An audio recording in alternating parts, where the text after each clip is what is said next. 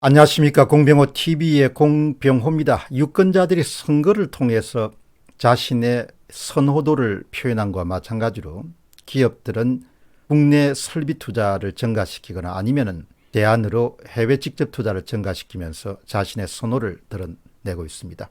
기업들의 한국 탈출은 어제 오늘의 일은 아닙니다만은 그 실상을 들여다보면은 우리가 무엇을 해야 될지에 대해서 좀 더 생각할 거리를 갖게 됩니다. 첫 번째 질문은 기업의 엑소더스입니다. 기획재정부가 발표한 2019년 1분기 해외 직접 투자에 관련된 그런 통계 자료를 보면은 상당히 상황이 심각합니다. 2019년 1월부터 3월에 해외 직접 투자 액수는 141억 1천만 달러입니다.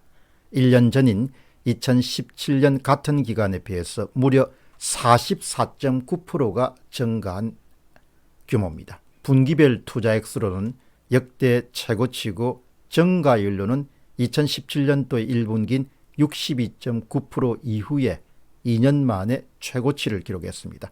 참고로 2019년 2분기 증가율은 13.3%, 규모는 150억 1천만 달러입니다. 그 다음에 3분기는 마이너스 5.8%, 127억 8천만 달러입니다.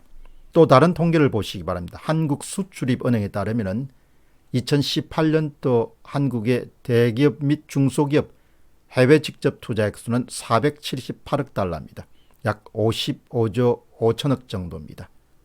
통계가 작성된 1980년 이후로 2018년 초가 최고치였습니다. 2017년에 438억 달러에 비해서 9.1%가 늘어난 수치입니다. 한국경제연구원은 좀 긴 시간의 해외 직접 투자 규모를 알려줍니다. 최근 10년간 해외로 빠져나간 순투자, 나간 돈 빼기 들어온 돈입니다. 2196억 달러로 우리 돈으로 약 255조 원에 해당합니다. 반면에 국내 투자는 아주 부진합니다. 2019년 1분기를 기준으로 보면은 각종 생산에 필요한 설비를 조달하는 자본재 공급은 마이너스 23.3%입니다.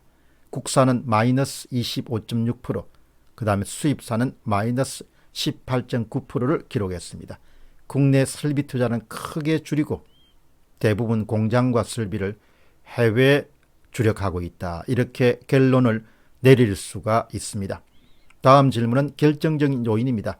생산 요소 가격이 올라서 생산성을 맞추기 힘들기 때문이다. 이렇게 결론 내릴 수 있습니다. 수출을 해서 먹고 사는 나라는 생산 요소 가격이 급등한다는 것은 곧바로 자국에 생산한 상품의 가격 경쟁력, 수출 경쟁력이 떨어지는 것을 뜻합니다.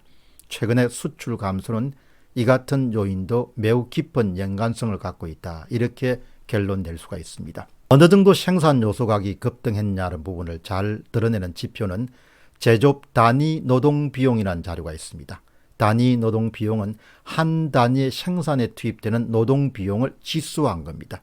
따라서 명목 임금에 비례하고 노동 생산성에 역비례하게 됩니다. 이 변화를 보시게 되면 우리가 한국이 제조업 분야에서 계속해서 가격 경쟁력이 하락되어 온 것을 확인할 수가 있습니다. 2018년도 1분기에는 단위 노동 비용 지수가 75.34였습니다. 2015년도에 107.959, 2018년도에 125.371, 2019년도 1분기에는 마침내 129.916을 기록했습니다. 2019년 1분기의 제조업 단위 노동 비용 지수는 2015년을 100으로 기준했을 때 관련 통계가 집계된 2008년 1분기 이후에 최대치를 기록했습니다.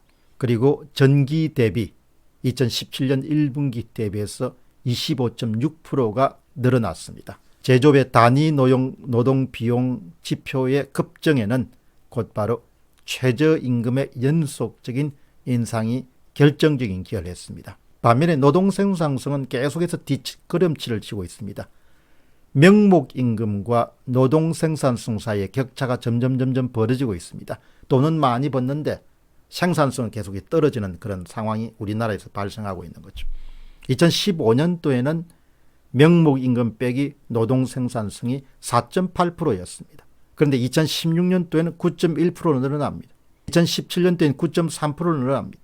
2018년도에는 20.7% 늘어납니다. 2019년도에는 21.1%까지 늘어납니다. 그러니까 임금 상승에 비해서 노동 생산성과의 격차가 점점 벌어지는 거죠. 아주 큰 문제입니다. 지금까지는 주로 생산 요소 가격에서 큰 비중을 차지하는 노동 비용, 인건비에 대해서만 살펴봤습니다. 다른 부분도 마찬가지입니다. 노동 비용뿐만 아니고 전반적으로 생산 요소 비용이 급등하고 있습니다. 그래서 채산성을 맞추기 어려운 나라가 되어가는 겁니다. 2010년부터 2018년 사이에 기업 소득은 연평균 2.1% 증가했습니다. 기업이 벌어들인 소득이. 같은 기간 동안 세금 증가 속도는 9%로 늘어났습니다. 그러니까 엄청나게 정부가 많은 걸 가져간 거죠.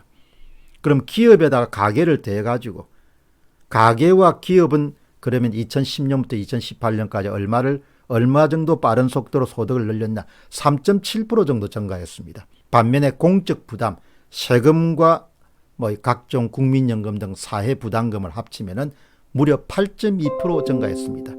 가계와 기업은 2010년부터 2018년 사이에 벌어들인 것은 3.7% 늘어났는데 정부가 가져가는 것은 8.2%가 증가한 거죠. 그러니까 계속해서 그런 생산 요소에 인건비도 있을 것이고 전기비도 있을 것이고 물값도 있을 것이고 조세도 있을 것이고 준조세가 있는데 그 증가 속도가 가파른 속도로 생산 요소 가격이 급등한 겁니다. 마지막 질문은 우리가 알아야 할 일입니다. 이번 정부는 항상 주장합니다. 정부가 적극적인 역할을 해야 한다. 재정이 적극적인 역할을 해야 된다. 그럼 정부 예산이 증가할 수밖에 없습니다. 내년도 예산이 500조 원대를 돌파해서 512조 원입니다. 더 많은 세금을 끌어들이거나 국채를 발행합니다. 결과적으로 더 많은 세금을 끌어들인다는 이야기, 다르게 이야기하면 생산 요소 가격을 급등시키는 겁니다. 생산 요소 가격이 급등시키게 되면 가격 경쟁이 떨어지기 때문에 결국 기업은 해외 이전을 촉진할 수밖에 없습니다. 해외 이전이 증가할 수밖에 없죠. 그리고 국내에는 투자가 급감하게 됩니다. 그럼 당연히 뭐가 발생하면 일자리가 없어지게 됩니다. 일자리가 없어지게 되면 그 실업자를 또 구제하기 위해서 추가적으로 또 세원이 필요합니다. 세금 자원이 필요합니다. 그걸 거두들이게 또 세금을 더 때리는 겁니다. 그러면 그 다음 또 뭐가 생산 요소 가격이 또 증가하게 됩니다. 생산 요소 가격이 증가하면 다시 또 해외 이전이 촉진되고 국내 설비 투자는 더 줄어들게 되는 것이죠. 그러니까 이렇게 악순환, 선순환으로 가야 된다. 악순환으로 계속 가는 거죠. 국민들이 알아야 됩니다. 국민이 깨어야 됩니다. 공짜가 나라를 계속해서 어렵게 한다. 공짜로 먹고 사는 사람 숫자가 늘어나고 규모가 늘어나게 되면 결국 한국에서 유지할 수 있는 일자리 숫자는 계속해서 줄어들 수밖에 없다. 그 일자리를 또 커버하기 위해서 정부가 더 많은 돈을 투자해야 되니까 더 많은 세금을 거두들여야 된다. 그래서 정부의 돈을 받는 분들도 참 개인적으로는 도움이 되겠지만 이런 식으로 가면은 나라 경제가 지탱이 되기가 힘들다. 지금 우리가 기업이 한국을 떠난다는 것이 그냥 강 건너 불 같은 이야기가 아니고 결국 우리 세대하고 우리 자식 세대가 치료해야 될 비용이 어떤 것인가를 가르쳐주는 사건이라는 점을 국민들이 알고 그 다음에 정말 이 정부가 과도하게 표를 사기 위해 가지고 정부 재원을 사용한 것은 정말 위험한 일이다. 이런 통계를 통해서 충분히 증거가 되는 또 증명할 수 있는 그런 현상입니다. 공병호 TV의 공병호였습니다. 감사합니다.